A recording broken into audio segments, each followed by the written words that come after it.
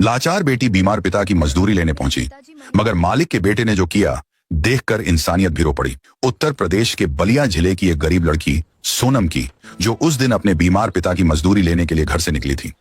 रात भर वह सो नहीं पाई थी क्योंकि घर में दवा खत्म हो चुकी थी और उसके पिता कई दिनों से बुखार में टूट चुके थे।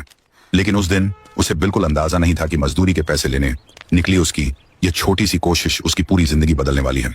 सोनम तेज कदमों से चल रही थी। उसके हाथ में एक पुरानी दवा की पर्ची थी और मन में बस एक ही चिंता थी, किसी तरह आज पिताजी की मजदूरी मिल जाए। रास्ते भर उसके मन में अपने पिता का चेहरा घूम रहा था। रात में उन्होंने कई बार करवट बदलते हुए कहा था, शरीर बहुत टूट रहा है। सोनम यह सोचकर और परेशान हो जाती कि अगर आज भी दवा नहीं मिली तो पिताजी की हालत और बिगड़ सकती है। करीब 25 मिनट चलने के बाद वह उस फैक्ट्री के सामने पहुंच गई जहां उसके पिता मजदूरी करते थे। फैक्ट्री अभी बन ही रही थी। चारों तरफ ईंट, सीमेंट और लोहे के सरिये पड़े हुए थे। कई मजदूर अपने काम में लगे हुए थे। कुछ लोग ईंट उठा रहे थे, कुछ लोग दीवार खड़ी कर रहे थे। सोनम थोड़ी देर वहीं खड़ी होकर सब कुछ देखती रही। वह पहली बार किसी ऐसी जगह आई थी। उसके मन में हल्की घबराहट भी थी, लेकिन फिर उसे अपने पिता की हालत याद आई और उसने हिम्मत जुटाई। वह एक मजदूर के पास गई और धीमी आवाज में पूछने लगी, भाई, मालिक कहाँ मिलेंगे? मजदूर ने सामने खड़े एक युवक की तरफ इशारा किया और बोला, वो देखो, मालिक का बेटा है, वही काम देख रहा है। सोनम ने नजर उठाकर देखा। सामने लगभग 24 साल का एक नौजवान खड़ा था। साफ कपड़े पहने हुए, हाथ में कागज लिए मजदूरों को काम समझा रहा था। उसका नाम आदित्य था। सोनम धीरे धीरे उसकी तरफ बढ़ने लगी। जैसे जैसे वह पास पहुंच रही थी, उसके दिल की धड़कन तेज होती जा रही थी। लेकिन फिर उसने खुद को संभाला और उसके सामने जाकर रुक गई। उसने दोनों हाथ जोड़कर धीमी आवाज में कहा, नमस्ते, मैं अपने बीमार पिता की मजदूरी लेने आई हूँ। उसके चेहरे पर घबराहट साफ दिखाई दे रही थी। उसने शांत स्वर में पूछा, किसकी मजदूरी? सोनम ने कहा, मेरे पिताजी महेश 2 दिन पहले यहाँ काम करते थे। आदित्य को तुरंत याद आ गया। 2 दिन पहले उसके पिता ने एक बुजुर्ग मजदूर को डांटकर काम से निकाल दिया था। शायद वही महेश थे। उसने पूछा, आप उनकी बेटी हैं? सोनम ने सर झुकाकर कहा, हाँ, घर में दवा लेनी है, इसलिए पैसे लेने आई हूँ। आदित्य कुछ पल के लिए चुप हो गया। उसे महसूस हुआ कि सामने खड़ी यह लड़की मदद मांगने नहीं आई है, बल्कि अपने पिता की मेहनत की मजदूरी लेने आई है। उसने जेब टटोली, लेकिन उस समय उसके पास पैसे नहीं थे। उसने थोड़ा सोचकर कहा, अभी मेरे पास पैसे नहीं है, पिताजी आएंगे तो वही देंगे। यह सुनकर सोनम का चेहरा थोड़ा उतर गया। उसने धीरे से अपने दुपट्टे से एक कागज निकाला और उसकी तरफ बढ़ाया। ये दवा की पर्ची है, पिताजी की दवा खत्म हो गई है। आदित्य ने पर्ची हाथ में लेकर देखी। उस पर कुछ दवाइयों के नाम लिखे थे। वह समझ गया कि महेश की हालत सच में खराब होगी। उसने शांत स्वर में कहा, ऐसा करते हैं, आप ये पर्ची मुझे दे दीजिए, मैं दवा खरीद कर आपके घर पहुंचा दूंगा। सच में? सोनम को उसकी बात पर विश्वास ही नहीं हुआ। उसने हैरानी से पूछा, सच में? आदित्य ने हल्की मुस्कान के साथ कहा, हाँ, चिंता मत कीजिए। सोनम की आंखों में राहत झलक आई। उसने दोनों हाथ जोड़कर कहा, धन्यवाद, बस दवा जल्दी भिजवा दीजिएगा। इतना कहकर वह वहां से लौटने लगी। आदित्य कुछ देर तक उसे जाते हुए देखता रहा। उसके मन में बार बार यही सवाल उठ रहा था कि आखिर इस लड़की की मजबूरी कितनी बड़ी होगी कि वह इतनी झिझक के साथ मजदूरी के पैसे लेने आई है। उस दिन शाम को जब आदित्य घर पहुंचा तो उसके मन में एक ही बात घूम रही थी, वह लड़की और उसके बीमार पिता। आखिर उसने अलमारी से पैसे निकाले, मेडिकल स्टोर से दवा खरीदी और उसी पते की तरफ चल पड़ा जो सोनम ने बताया था। शुरुआत में सड़क पक्की थी, लेकिन कुछ दूर चलने के बाद रास्ता धीरे धीरे संकरी और टूटी फूटी गलियों में बदलने लगा। चारों तरफ छोटे छोटे घर, कच्ची दीवारें और गली में खेलते बच्चे दिखाई दे रहे थे। कुछ ही देर में वह एक छोटे से कच्चे मकान के सामने खड़ा था। उसने दरवाजे पर हल्की सी दस्तक दी। अंदर से कदमों की धीमी आहट सुनाई दी और दरवाजा धीरे धीरे खुला। सामने सोनम खड़ी थी। आदित्य को अचानक सामने देखकर वह थोड़ा चौंक गई। उसकी आंखों में एक पल के लिए आश्चर्य उभरा, लेकिन जैसे ही उसकी नजर आदित्य के हाथ में पकड़ी दवाइयों की थैली पर पड़ी, उसके चेहरे पर राहत की हल्की चमक आ गई। आप? उसने धीमी आवाज में कहा। आदित्य ने दवाइयों की थैली उसकी तरफ बढ़ाते हुए शांत स्वर में कहा, आपने जो पर्ची दी थी, दवा ले आया हूँ। उसने तुरंत दरवाजा थोड़ा और खोल दिया और संकोच भरी आवाज में बोली, आइए, अंदर आइए। आदित्य धीरे धीरे अंदर गया। कमरे में बहुत कम सामान था। एक तरफ पुरानी और हल्की सी टूटी हुई चारपाई पड़ी थी, जिस पर एक बूढ़ा आदमी लेटा हुआ था। उनका चेहरा बहुत कमजोर और पीला पड़ चुका था। वही महेश थे। कमरे के कोने में कुछ पुराने बर्तन रखे हुए थे और दीवारों की हालत देखकर साफ समझ में आ रहा था कि इस घर की आर्थिक स्थिति कितनी कमजोर है। जगह जगह से दीवारों का प्लास्टर उखड़ा हुआ था। सोनम जल्दी से बाहर गई और पड़ोस से एक पुरानी सी कुर्सी लेकर आई। उसने उसे आदित्य के सामने रखते हुए कहा, बैठिए। उसकी आवाज में संकोच भी था और सम्मान भी। आदित्य कुर्सी पर बैठ गया। उसने दवाइयों की थैली सोनम को देते हुए कहा, यह लगभग 8 दिन की दवा है, डॉक्टर ने यही दी थी। सोनम ने धीरे से दवा लेकर अपने पिता के पास रख दी। महेश आदित्य को देखकर उठने की कोशिश करने लगे। उनके हाथ कांप रहे थे। आदित्य फौरन आगे बढ़कर बोला, अंकल, आप लेटे रहिए, उठने की जरूरत नहीं है।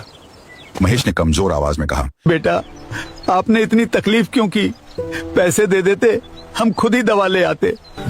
कोई बात नहीं अंकल, रास्ता मिल गया था, इसलिए खुद ही ले आया। कुछ पल के लिए कमरे में गहरी खामोशी छा गई। आदित्य की नजरें धीरे धीरे पूरे कमरे में घूम रही थीं। इस छोटे से घर का हर कोना उनकी गरीबी, संघर्ष और मजबूरी की कहानी कह रहा था। तभी सोनम की नजर जमीन पर रखी दवा की पर्ची पर पड़ी। उसने धीरे से कहा, पिताजी की दवा हर महीने काफी महंगी आती है, इसलिए कई बार हम समय पर नहीं ले पाते। ये कहते कहते उसकी आवाज हल्की सी भर गई। आदित्य ने महेश की तरफ देखा। उनके हाथ कांप रहे थे और चेहरा थकान से भरा हुआ था। उनकी आंखों में बीमारी की लाचारी साफ दिखाई दे रही थी। थोड़ी देर बाद महेश धीरे धीरे उठे और बोले, बेटा, बैठो, मैं चाय लेके आता हूँ। आदित्य फौरन बोला, नहीं अंकल, इसकी जरूरत नहीं है, आप आराम कीजिए। लेकिन महेश फिर भी बाहर चले गए। शायद उनकी आत्मा उन्हें मेहमान को बिना कुछ दिए जाने नहीं दे रही थी। थोड़ी देर बाद वह 1 कप चाय लेकर लौटे। आदित्य समझ गया कि इस घर की हालत ऐसी है कि सबके लिए चाय बनाना भी आसान नहीं होगा। शायद घर में बस यही 1 कप चाय बन पाई थी। सोनम ने वह चाय गिलास में डालकर आदित्य की तरफ बढ़ाई। आदित्य ने गिलास हाथ में लिया, लेकिन उसके मन में एक अजीब सी भावना उठ रही थी। उसे महसूस हो रहा था कि इस घर की सादगी, गरीबी और मजबूरी के सामने वह खुद को बहुत छोटा सा महसूस कर रहा है। कुछ देर तक हल्की फुल्की बातचीत होती रही। फिर आदित्य उठने लगा। उसने जेब से 1500 रुपये निकाले और चुपचाप महेश के हाथ में रख दिए। महेश घबरा गए। बेटा, ये क्यों? आपकी मजदूरी है, रख लीजिए। नहीं बेटा, दवा के पैसे तो आप दे ही चुके हैं, ये मैं नहीं रख सकता। लेकिन आदित्य ने धीरे से उनका हाथ बंद कर दिया। महेश की आंखें भर आईं, लेकिन वह कुछ कह नहीं पाए। इतना कहकर आदित्य दरवाजे की तरफ बढ़ गया। जब वह घर से बाहर निकला तो पीछे से सोनम भी आ गई। उसने धीमी आवाज में कहा, सुनिए। आदित्य रुक गया और उसकी तरफ मुड़ा। सोनम की आंखों में हल्की नमी थी। वह कुछ पल तक चुप रही, फिर बोली, उस दिन जब पिताजी घर आए थे, वो बहुत रोए थे। मैंने उन्हें पहली बार इतना टूटा हुआ देखा था। अगर उनसे कोई गलती हुई हो तो मैं उनकी तरफ से माफी मांगती हूँ। उसकी आवाज में सच्चाई और दर्द दोनों थे। आदित्य कुछ पल तक उसे चुपचाप देखता रहा, फिर धीरे से बोला, माफी आपको नहीं मांगनी चाहिए। सोनम उसकी बात समझ नहीं पाई। तभी आदित्य ने वहीं पैसे उसके हाथ में रख दिए और उसकी मुट्ठी धीरे से बंद कर दी। इसे अपना समझ के रख लीजिए। सोनम चुप खड़ी रही। उसकी नजरें आदित्य के चेहरे पर टिकी थी। उन आंखों में कृतज्ञता भी थी और एक अनकहा भाव भी। कुछ पल तक दोनों एक दूसरे को देखते रहे, जैसे बहुत सी बातें बिना शब्दों के ही कह दी गई हों। फिर आदित्य धीरे धीरे वहां से चल पड़ा। लेकिन उस दिन के बाद आदित्य के साथ एक अजीब सी बात होने लगी। वह जहां भी जाता उसे बार बार वही चेहरा याद आने लगता। वही सादगी, वही मासूमियत और वही मजबूरी। और उसे खुद भी समझ नहीं आ रहा था कि आखिर इस गरीब मजदूर की बेटी की याद उसके दिल में इतनी गहराई से क्यों बसने लगी थी। उस दिन के बाद आदित्य कई बार अपने काम में लगा रहता। फैक्ट्री का काम तेजी से आगे बढ़ रहा था। मजदूर सुबह से शाम तक काम करते थे, लेकिन आदित्य का ध्यान कई बार भटक जाता। उसे बार बार वही छोटा सा घर याद आता, जहां गरीबी तो थी, लेकिन एक अजीब सी सादगी और आत्मसम्मान भी था। दिन धीरे धीरे बीतते गए। लगभग 10 दिन गुजर गए। एक दिन अचानक आदित्य को याद आया कि उसने जो दवाइयां दी थीं, वह अब खत्म होने वाली होंगी। यह सोचते ही उसके मन में फिर वही चिंता लौट आई। उसने उसी समय मेडिकल स्टोर जाकर फिर दवाइयां खरीदी। इस बार उसने पूरे 1 महीने की दवा ली। दवाइयों का पैकेट हाथ में लेकर वह उसी गली की तरफ चल पड़ा जहां सोनम का घर था। दरवाजे पर दस्तक देते ही कुछ पल बाद सोनम ने दरवाजा खोला। आदित्य को देखकर वह थोड़ी हैरान हुई। आप? उसने कहा। आदित्य ने दवाइयों का पैकेट उसकी तरफ बढ़ाते हुए कहा, मैं सोच रहा था कि दवाई खत्म हो गई होगी, इसलिए ले आया। सोनम के चेहरे पर हल्की खुशी दिखाई दी। उसने दवाइयां लेते हुए कहा, दिया। मैं तो पर्ची ढूंढ ही रही थी, समझ नहीं आ रहा था कि कहाँ रख दी। आदित्य मुस्कुरा दिया। पर्ची मेरे पास ही थी। सोनम ने उसे अंदर आने के लिए कहा। उस समय महेश घर पर नहीं थे। शायद वह पास की दुकान तक गए हुए थे। आदित्य कुर्सी पर बैठ गया। कुछ देर तक दोनों के बीच हल्की फुल्की बातें होती रहीं। थोड़ी देर बाद आदित्य ने कहा, असल में मैं एक काम से भी आया हूँ। कैसा काम? फैक्ट्री की बिल्डिंग अब लगभग बन चुकी है। अंदर कुछ सामान रखा हुआ है, मशीन के हिस्से, लोहे के सरिये और दूसरी चीजें। उनकी देखभाल के लिए एक आदमी चाहिए। सोनम ध्यान से उसकी बात सुन रही थी। आदित्य ने आगे कहा, काम ज्यादा मुश्किल नहीं है, बस वहाँ रह के निगरानी करनी होगी। मैं सोच रहा था अगर आपके पिताजी चाहें तो ये काम कर सकते हैं। सोनम के चेहरे पर उम्मीद की हल्की चमक आ गई। उसने धीरे से कहा, इसके बाद शायद उनका मन नहीं करेगा। आदित्य ने शांत स्वर में कहा। मैं उनसे खुद बात कर लूंगा। इतने में दरवाजे के बाहर से कदमों की आवाज आई। महेश लौट आए थे। उन्होंने आदित्य को घर में बैठे देखा तो थोड़ा चौंक गए। अरे बेटा, आप, उन्होंने कहा। आदित्य ने नमस्ते करते हुए उन्हें पूरी बात बताई, फैक्ट्री की रखवाली का काम और उसमें ज्यादा मेहनत न होने की बात। महेश कुछ देर तक चुप रहे।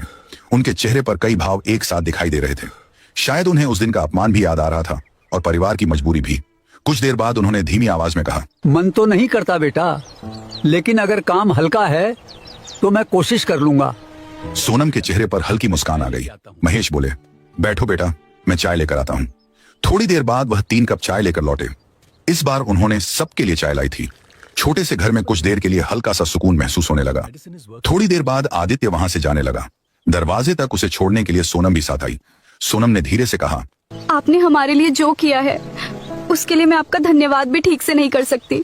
आदित्य ने उसकी तरफ देखते हुए कहा, ऐसा मत कहिए, मैंने कुछ खास नहीं किया। दोनों कुछ पल तक एक दूसरे को देखते रहे। फिर आदित्य वहां से चला गया। लेकिन जब वह घर पहुंचा तो उसे यह बिल्कुल अंदाजा नहीं था कि उसके पिता विक्रम सिंह तक यह बात पहुंच चुकी है। किसी मजदूर ने उन्हें बता दिया था कि उनका बेटा उस गरीब मजदूर के घर बार बार जा रहा है। शाम को जब आदित्य घर पहुंचा तो उसके पिता का चेहरा गुस्से से भरा हुआ था। उन्होंने कड़े स्वर में पूछा, तुम उस मजदूर के घर क्यों जा रहे हो? आदित्य एक पल के लिए चौंक गया।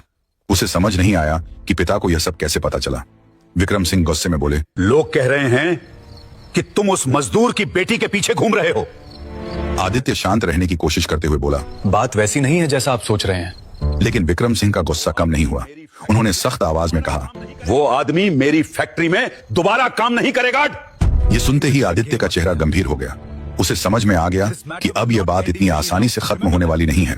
और उसी समय कहीं दूर अपने छोटे से घर में बैठी सोनम को बिल्कुल अंदाजा नहीं था कि उसकी जिंदगी में अब एक ऐसा मोड़ आने वाला है जो सब कुछ बदल देने वाला है। खैर दोस्तों, उस शाम सोनम अपने छोटे से घर के आंगन में चुपचाप बैठी थी। सामने मिट्टी का आंगन था और चारपाई पर उसके पिता महेश लेटे हुए थे। उनकी आंखें बंद थीं, लेकिन चेहरे से साफ लग रहा था कि वह भी किसी गहरी सोच में डूबे हुए हैं। सोनम के मन में अजीब सी बेचैनी थी। वह समझ नहीं पा रही थी कि उसके दिल में इतना डर क्यों बैठ गया है। उसे बार बार वही बात याद आ रही थी जो दोपहर में एक मजदूर आकर कह गया था कि फैक्ट्री में मालिक और उनके बेटे के बीच उसके कारण झगड़ा हो गया है। सोनम का दिल उस समय जैसे बैठ गया था। उसे समझ नहीं आ रहा था कि आखिर उसने ऐसा क्या कर दिया कि किसी के घर में इतनी बड़ी बात हो गई। उसने तो सिर्फ अपने बीमार पिता की मजदूरी मांगी थी। उसके बाद भी आदित्य ने जो मदद की वह तो उसने खुद नहीं मांगी थी। वह सोचती जा रही थी और उसके दिल में एक ही डर बार बार उठ रहा था कि कहीं उसकी वजह से आदित्य को अपने पिता के सामने झुकना न पड़े। उधर चारपाई पर लेटे महेश भी सब समझ रहे थे। उन्होंने धीरे से आंखें खोली और सोनम को देखा। बेटा, उन्होंने कमजोर आवाज में कहा। सोनम फौरन उनके पास आकर बैठ गई। मैंने फैसला कर लिया है, मैं फैक्ट्री का काम नहीं करूंगा। क्यों पिताजी? मेरे कारण अगर किसी के घर में बाप बेटे के बीच लड़ाई हो रही है तो मुझे वो काम नहीं चाहिए।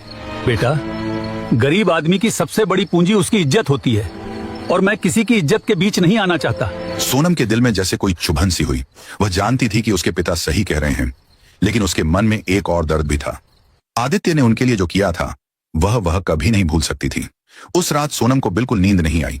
वह देर तक जागती रही, कभी अपने पिता को देखती, कभी छत की तरफ। उसके मन में एक ही सवाल घूम रहा था, क्या सच में उसकी वजह से आदित्य अपने पिता से दूर हो जाएगा? काफी देर सोचने के बाद उसने धीरे से एक कागज उठाया। उसने उस कागज पर लिखना शुरू किया। उसके हाथ थोड़े कांप रहे थे, लेकिन उसके दिल में जो बातें थीं वह शब्दों में उतरती चली गईं। उसने लिखा, आपने हमारे लिए जो किया है उसके लिए मैं जीवन भर आपकी आभारी रहूंगी। लेकिन मैं नहीं चाहती कि मेरी वजह से आपके और आपके पिताजी के बीच दूरी आ जाए। आपने हमें जितनी मदद दी वही हमारे लिए बहुत बड़ी बात है। कागज लिखते लिखते उसकी आंखों से आंसू टपकने लगे। उसने जल्दी से आंसू पोंछे और कागज मोड़कर रख लिया। अगले दिन वह चुपचाप उस कागज को लेकर फैक्ट्री की तरफ चल पड़ी। फैक्ट्री पहुंचकर उसने देखा कि आदित्य मजदूरों के बीच खड़ा काम देख रहा था। सोनम धीरे धीरे उसके पास पहुंची। आदित्य ने उसे देखा तो थोड़ा हैरान हुआ। अरे आप, लेकिन सोनम कुछ नहीं बोली। उसने बस वह कागज उसके हाथ में रख दिया और धीरे से उसकी मुट्ठी बंद कर दी, जैसे उस दिन आदित्य ने उसके हाथ में पैसे रखकर उसकी मुट्ठी बंद की थी। सोनम की आवाज बहुत धीमी थी। समय मिले तो पढ़ लीजिएगा। यह कहकर वह वहां से चली गई। आदित्य एक कोने में गया और उसने वह कागज खोला। जैसे जैसे वह शब्द पढ़ता गया उसका दिल भारी होता गया। उस कागज में कहीं भी शिकायत नहीं थी, न कोई उम्मीद, न कोई मांग, बस एक लड़की का साफ दिल था जो नहीं चाहती थी कि उसकी वजह से किसी का परिवार टूटे। आदित्य की आंखें नम हो गईं। उसने पहली बार महसूस किया कि सोनम कितनी मजबूत दिल की लड़की है। उसी शाम आदित्य ने अपनी माँ को सब कुछ बता दिया। कुछ देर चुप रहने के बाद उन्होंने कहा, बेटा, जिस लड़की के दिल में इतनी समझ और संस्कार हो वो किसी भी घर को स्वर्ग बना सकती है। कुछ दिनों बाद वह खुद सोनम के घर गईं। सोनम और महेश उन्हें देखकर घबरा गए, लेकिन आदित्य की माँ ने बड़े प्यार से उनसे बात की। सोनम की सादगी, उसका सम्मान और अपने पिता के लिए उसका समर्पण देखकर उनका दिल भर आया। घर लौटते समय उन्होंने मन ही मन फैसला कर लिया था। उस दिन उन्होंने विक्रम सिंह से साफ कहा, अगर मेरे बेटे की शादी होगी तो उसी लड़की से होगी। विक्रम सिंह पहले तो बहुत गुस्सा हुए, उन्हें यह रिश्ता बिल्कुल पसंद नहीं था, लेकिन आदित्य और उसकी माँ दोनों अपनी बात पर अड़े रहे। समय बीतता गया और आखिरकार विक्रम सिंह को झुकना पड़ा। कुछ महीनों बाद बहुत सादे तरीके से आदित्य और सोनम की शादी हो गई। शादी के बाद सोनम ने जिस तरह पूरे घर को संभाला, उसे देखकर धीरे धीरे विक्रम सिंह का दिल भी बदलने लगा। वह सुबह सबसे पहले उठती, घर का काम करती और फिर फैक्ट्री में भी आदित्य का हाथ बटाती। उसकी मेहनत और संस्कार देखकर विक्रम सिंह को समझ में आ गया कि उन्होंने उस दिन महेश के साथ बहुत बड़ी गलती की थी। एक दिन वह खुद महेश के घर गए। उन्होंने महेश को गले लगाया और कहा, भाई साहब, मुझसे बहुत बड़ी गलती हो गई थी, मैंने आपको समझे बिना ही अपमान कर दिया। महेश की आंखों से आंसू निकल आए। उन्होंने बस इतना कहा, कोई बात नहीं, इंसान से गलती हो जाती है। समय बीतता गया। कुछ साल बाद वही छोटी सी फैक्ट्री बहुत अच्छी तरह चलने लगी थी। घर में खुशियां थीं और सब लोग मिलजुल कर रह रहे थे। और कभी जो लड़की अपने बीमार पिता की मजदूरी लेने फैक्ट्री पहुंची थी, वही आज उस घर की सबसे बड़ी खुशी बन